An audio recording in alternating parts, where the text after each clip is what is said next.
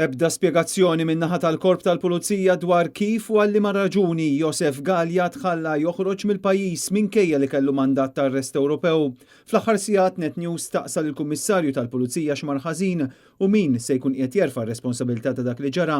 Iżda Angelo Gafà għadu qed jinjora l-email mibgħut minn dan l-istazzjon fejn tlabnieh ukoll jikkonferma jekk Galja sifirx aktar minn darba, jiġifieri tħalli joħroġ u jidħol f'pajjiżna mingħajr ma ġie arrestat minkejja l-mandat ta' arresti li kellu. Sallum bosta għadhom perplessi dwar kif u għalli ma raġuni Joseph Galja tħalla jitlaq minn pajjiżna mill-Ajruport Internazzjonali ta' Malta minkejja li kien ilu madwar sena b'mandat ta' arrest Ewropew fuq rasu mill-Pulizija Ġermaniża.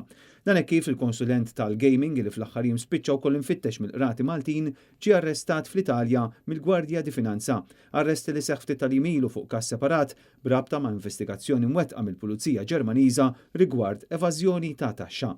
Joseph Galja ġie arrestat waqt li kien qiegħed vaganza fl-Italja ma' grupp ta' ħbieb u kombinazzjoni kien hemm miegħu l-eks Prim Ministru Joseph Muscat. Galja, illi għandu kumpanija li toffri konsulenza dwar il-gaming, kien iservi wkoll bħala compliance officer fih dan il-Malta Gaming Authority, li fi snin preċedenti kienet iġib l-isem ta' Lotteries and Gaming Authority.